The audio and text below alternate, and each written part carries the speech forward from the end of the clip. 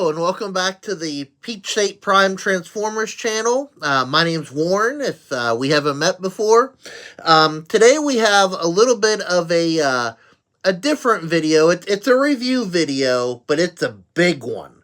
And no, we're not taking a look at any Titan class Transformers. We're actually looking at a licensed product, and that is Funko Pops. Now, we're not just looking at, your normal size Funko Pops. We're looking at the 4 jumbo, giant, whatever they're calling them nowadays, pop figures that were released for Transformers. And you can see this is about as big as my head, and I have a pretty big head. So we're going to look at all 4 of these, do some comparisons, and go from there. Alright, so, starting from the beginning, I showed you Optimus Prime. So, of course, this was the giant pop figure that was released. This was a Walmart exclusive, a few years ago. He is part of what Funko calls the Retro Toys line. And, that was kind of their excuse to get Transformers Pops out. However, it is very much based on the G1 Optimus toy mold, and I'll show you some comparisons here. But, love the details. You have, the feet that even have the G1 stickers on it. These are not stickers you had to apply. But, just a very cool representation. And again, it's nice and big, looks great on a shelf, stays standing up. But let me show you a couple comparisons here. Now, the first comparison I want to show you is to the original Optimus Prime, standard size Funko Pop toy. So you can see these look very similar because this one here is very much just a blown up version of that first release. And, very cool, very cool concept. You could have different size classes for the same figure, the same mold. But what we need to go back to and look at really is G1 Optimus Prime. Because like I said, these two were released, these 2 Funko Pops were released as part of that Retro Toys line. So if we take a look at the details, Funko really did, with their aesthetic, their style, they did an amazing job at translating this Optimus into a Funko Pop. And we're going to move the smaller guy here and focus on the big one. Now, the first thing, I had pointed out previously were the stickers. And not going to nitpick. I think these stickers might have been put on backwards on my Optimus here. But you can see he has the same sticker pattern on his toes here, on his feet. Then you get up to the knees here. You have those same decals. If you look on the forearms here, just bend him over. You can see even those are the same. The grill and the silver that goes around the torso is the same. Of course, you got the classic Optimus Prime gun. This particular figure is missing the Autobot insignias on his shoulders, but the pop figure does have it. And if we turn him around, and this is where I really appreciate Funko's work on this, because you can see this little gap here, this black area, is to represent this area here where you can see through the original toy. And you kind of have that hole there. So, again, very cool. You have even this little, I don't even know what this is, this bump here. That's the same on both figures. So, again, a remarkable job. And again, the smaller figure's the same. But, Funko did their homework. I mean, they knew what they were doing. Of course, yeah, that the head's over-exaggerated in that Funko style, but if you like, again, the vinyl type collections, This Optimus is pretty solid. Actually, all these figures I'm going to review are pretty solid. Spoiler alert there.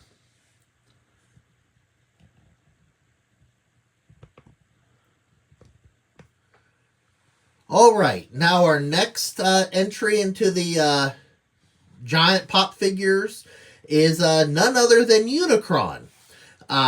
This is simply a massive, it's a very wide pop figure. Believe it was originally released as a GameStop exclusive.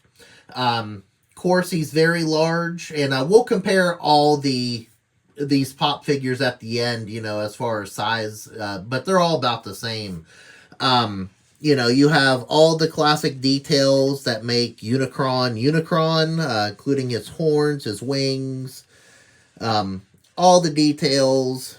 You have where Grimlock kicks his butt in the in the movie. It's not dented or anything, but still his butt. And then, of course, for Unicron, you have, of course, that torso area. That's kind of iconic. You have his green eyes, which is very, very much canon to the movie and season 3 of the show. Then you have this giant maul of his, a little exaggerated, but very cool nonetheless. Again, it's a nice thing to have on a shelf, because for as major of a character as Unicron is, we actually don't have a lot of merchandise. There's been very few toy releases, a lot of those stylized.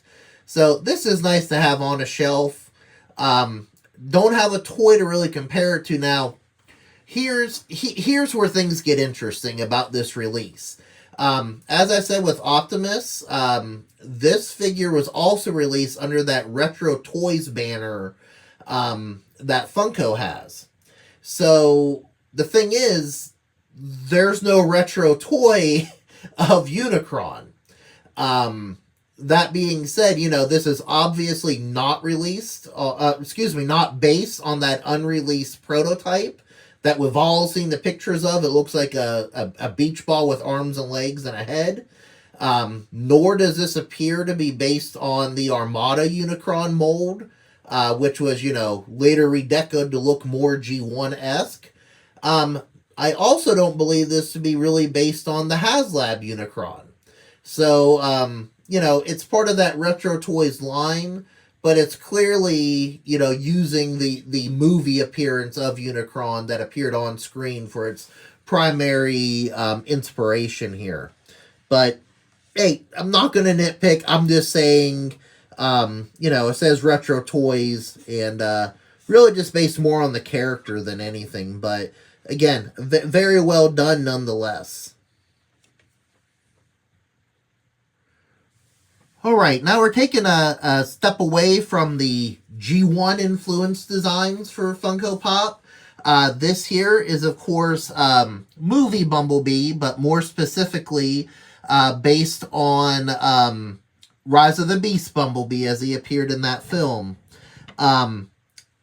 So this one is not part of the Retro Toys line. This is actually part of the Funko Pop Movies line. So it's not really taking design cues from any toys, though I'm sure the sculptors probably used it as, some of the toys as some of the inspiration here. But it's not really made in reference to any one particular toy, more so just the character, how he appears on film. And this one was also a Walmart exclusive when released. And, not gonna lie, G1 is my true passion, my favorite, and Transformers that look G1-esque. However, for what they were to live-action movies, I do like some of them, Rise of the Beast being one of those. And I think they really nailed this one again. You can see, they have the Camaro chest there, all the details. You have different colors, different details going up through the waist and the abdomen. You know, the fingers are even different colors, like a shade of like a bronze and a silver, like a gray there. I love how they did his doors. You know, it is reminiscent of the movie, yes, along with the tires. But what I like about the doors, it almost looks like wings. And I know that's the movie design, not so much Funko, but I like it nonetheless. You can see some wires back in here. I love how they did the clear plastic for the windows there. Just a nice little detail. They could have gotten away with just making those a flat bluish color or even white. But I really think they did a good job here. Then, of course, the antennas are raised here. So, not bad. And I love the action pose. It's not just a static looking figure or pose that they did. But, you know, a really nice looking pose that, you know, about my only critique that I probably have about this one is, and this is even debatable, is this Autobot logo, you know, is just flat yellow. So I don't really know if, you know, if that should have been red or if that would have been too off-putting. You know, leave a comment in the comment section if you think they should have painted that red or it looks better as the flat yellow. I'm on the fence there.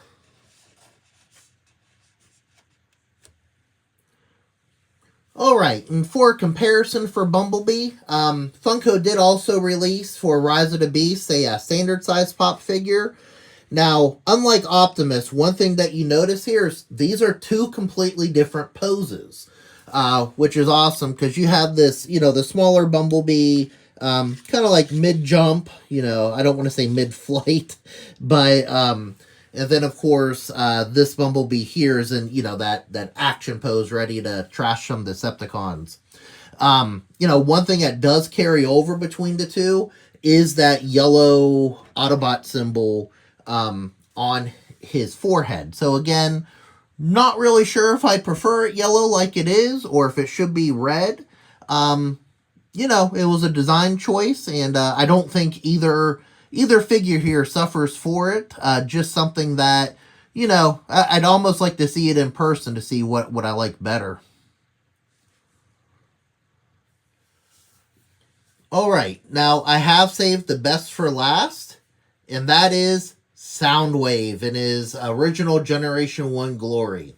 Now, it's not the best because it's Soundwave, even though Soundwave is one of my favorite characters and is a fan favorite, but for a variety of reasons. And if you're not familiar with this Funko Pop, especially this incarnation of it, you'll see why. There's a little something extra with it here, but you can see all those great details.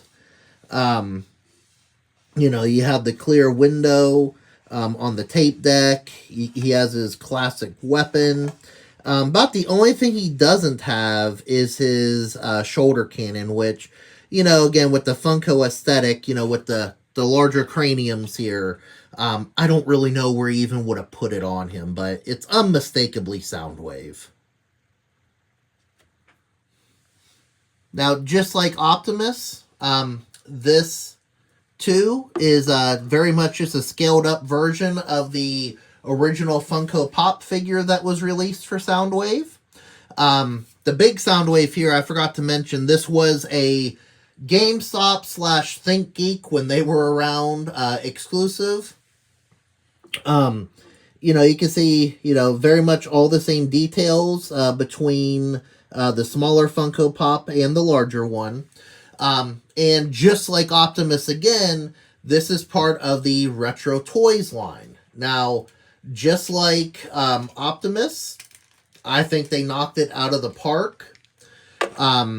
Here we have a version of the Soundwave mold. Now, fair warning, this is not the original Soundwave. This is a commemorative reissue that used that used the Japanese Sound Blaster mold. It has the extended tape deck. But all the details I want to point out are on here, and frankly, it's in better condition than my G1 Soundwave. So let's move the smaller Funko Pop out of the frame and take a look at some of these details. You know, just like Optimus, we have the classic stickers represented on both the toy and the Funko Pop. You can see right here. And then on here, again, they're reversed on here, but, you know, I probably put those on backwards. Then you have the shoulder details here on both of them.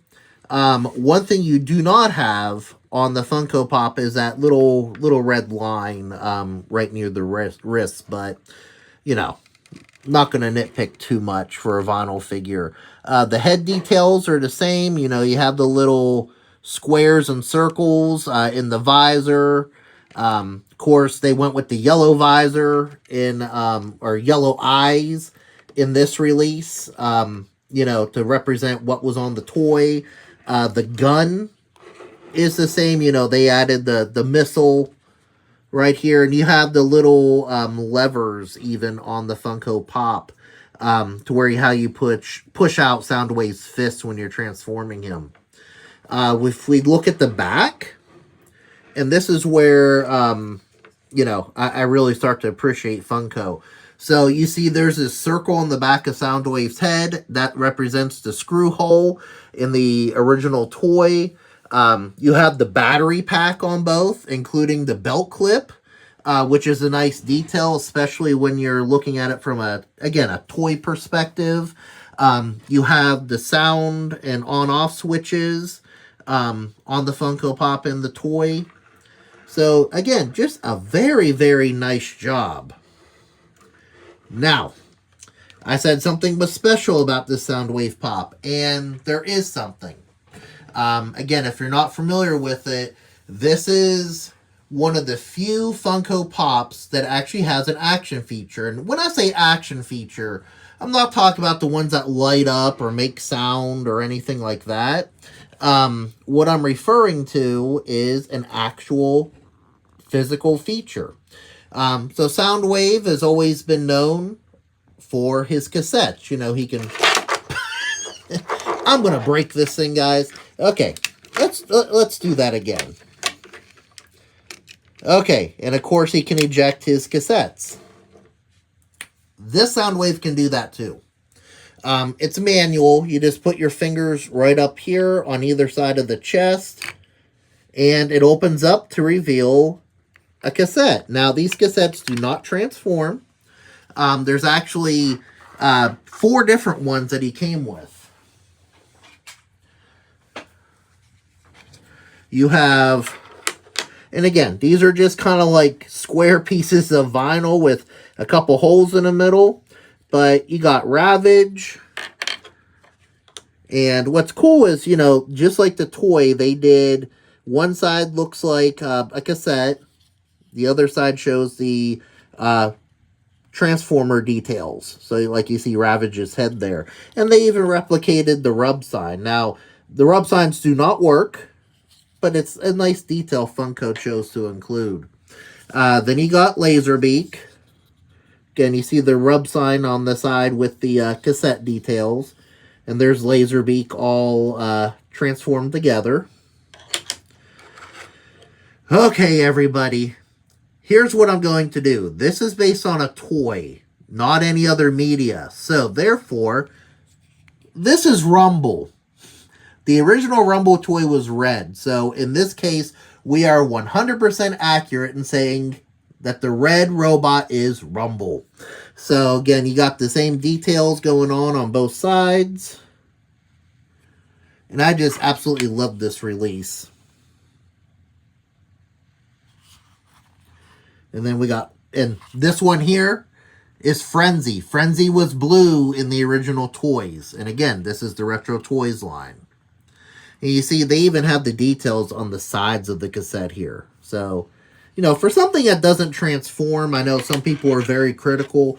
Oh, if it doesn't transform, you know, it's not a Transformer, you know, collectible or anything. But, you know, this is really nice. A lot of love went into this set.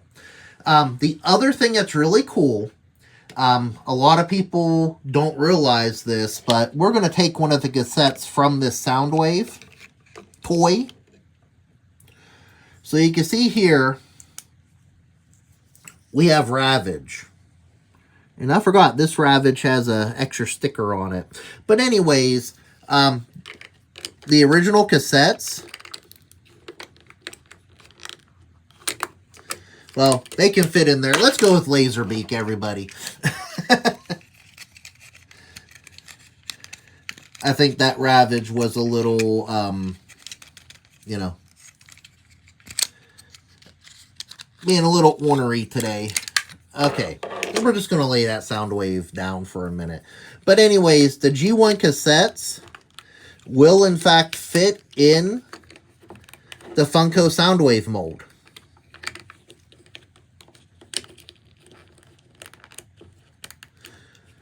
And again, it takes some fiddling, but it is roughly the same size. I don't want to get everything stuck in there right now. So, again, it's vinyl. So, you got to be exact with it. But trust me, they do fit. Anyways, what's a little bit easier to demonstrate is if you take one of these vinyl cassettes, they fit in there a little bit loose, but they, well, again, this is a double deck. So let's put two in there. We'll put Laserbeak and Rumble. Okay, there we go. So you see, they actually fit in your G1 Soundwave. Again, albeit a bit easier than putting them in the Soundwave Funko Pop. The other thing that you can do, so again, these cassettes don't transform. However, Funko does have you a little covered there because in a later wave, they did release a Laserbeak Funko Pop normal size. You know, it scales really well with the giant Soundwave pop. There was also a Buzzsaw pop that they did. Unfortunately, it was a chase, meaning it was in limited quantities, and I never came across it for a fair price. So, but Laserbeak's the one that everyone's familiar with. All right, so here's the group shot of all four giant Funko Pop figures released for Transformers. Again, starting with Optimus, Unicron, and we got Rise of the Beasts Bumblebee, and then that awesome Soundwave with his action features. So I think Funko did a great job with all four of these. You know, they all four have their, you know, have their uniquenesses and uniquenesses. I don't even know if that's a word, but they all have their own things that make them each unique. You know, with Soundwave being my favorite just simply because of him being able to actually hold a cassette there and all the details in those. You know, I have to say, you know, I just like the detail in all these, and they look great up on a shelf.